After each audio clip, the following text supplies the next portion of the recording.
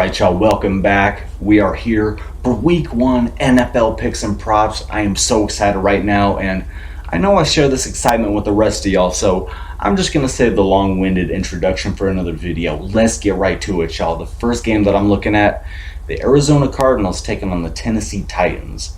My favorite play from this game right here, total points over 51.5. Now I'm buying half a point right here. You're probably going to find this line of 52, but whether you're on Bovada or DraftKings, you should find this around minus 125.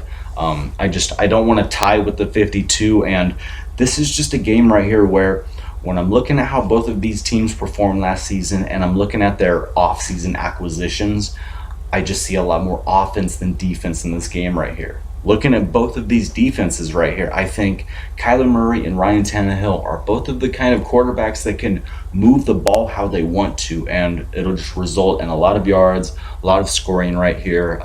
Definitely liking the over with that game right there. So I'm taking over 51.5 total points. Next game I'm looking at, Jacksonville Jaguars taking on the Houston Texans. The play that I like from this game right here, DJ Chark over 44.5 total receiving yards. Now, you're only going to find this line of yards this low on DraftKings. It's minus 115 on DraftKings. But if you go on to Bovada or another book, you might find over 46.5 or over 47. I'd play it either way. A lot of uncertainty with this game. Okay, nobody knows if Trevor Lawrence is going to perform in the NFL like he did in college. Nobody knows if this Houston Texans defense is as bad in person as they are on paper. So there's a lot of wait and see here. If you're fading this game altogether, I can't blame you. But there's one thing that I'm anticipating, and that is the Trevor Lawrence deep ball to DJ Chark. I think he can achieve this in 2 catches. I think he can achieve this in the first half. I'm not calling a first half cash here. I'm just saying I think he can definitely achieve this, and I don't want to wait until week 2 to find out that Trevor Lawrence has chemistry with a deep ball DJ Chark right there. That's something that I want to jump on before the odds get too juicy or too crazy. So definitely liking that play right there. Next game I'm looking at, probably my favorite my favorite game of this whole slate right here. It's the Minnesota Vikings taking on the Cincinnati Bengals. I like 3 plays from this game right here. The first I'm looking at, Vikings minus 2.5.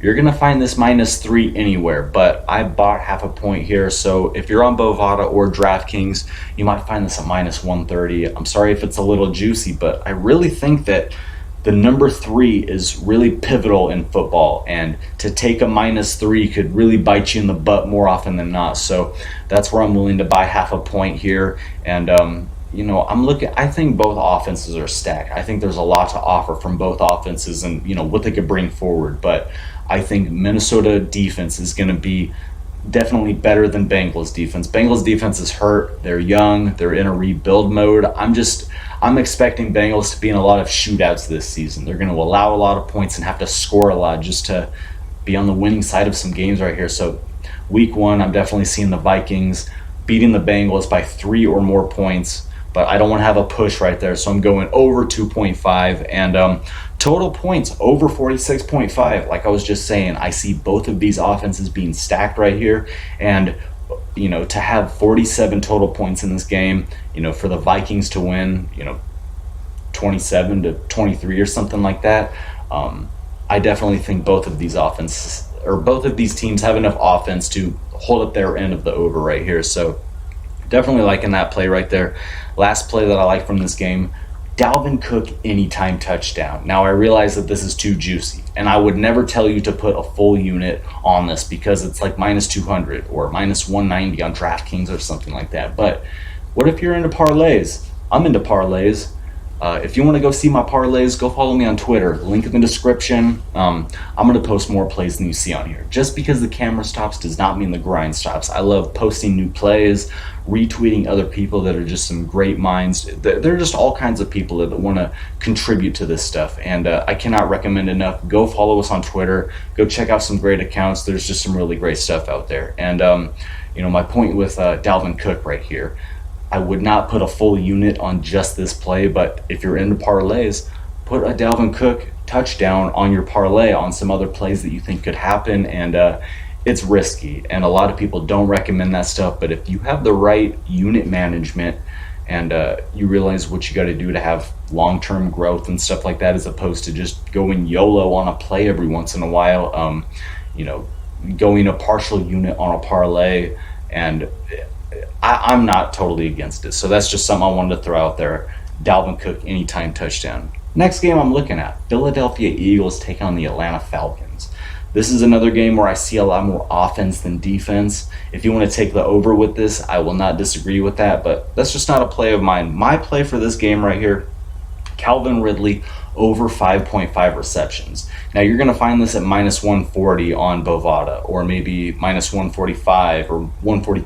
It's going to be a little juicy for some of y'all, but just enjoy this 1 week while we have Calvin Ridley at 5.5 receptions, because next week he could be 6.5. Mid-season form, he could be 7.5, and we're just going to be reminiscing back to when he was facing Eagles secondary and we only needed 6 catches from him. I said this before the season, and I still believe this in my heart. I think Calvin Ridley is going to be the wide receiver one this season, whether it's him helping his team, whether it's your PPR, fantasy team, and you just need him to go off for you. I think he's just going to have one of the best wide receiver seasons that we've seen in a long time, and 5.5 receptions, easily attainable for the over. So definitely going Calvin Ridley over 5.5 receptions. Last game that I'm looking at, Denver Broncos taking on the New York Giants. I'm going to try my hardest to post a link in the description of what I read when I'm looking at the New York Giants offensive line taking on Denver Broncos defense.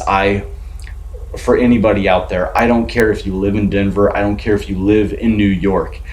You have heard about this Denver defense. They're going to be a force to be reckoned with. I think they're going to allow less than 20 points against better offenses than the Giants. We don't know what to expect from the Giants. We don't know if Saquon Barkley is going to walk into week 1 with a full workload.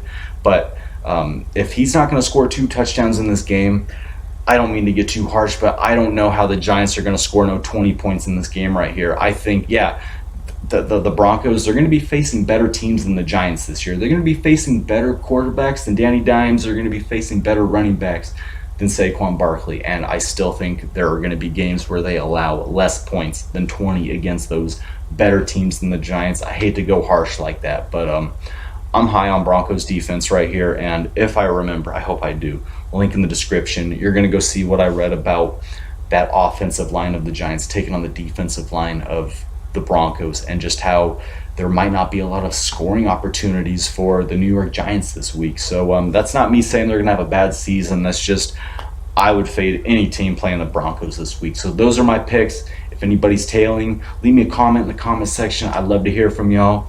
Let's just have a great season, y'all. So thanks for watching. Peace out, y'all.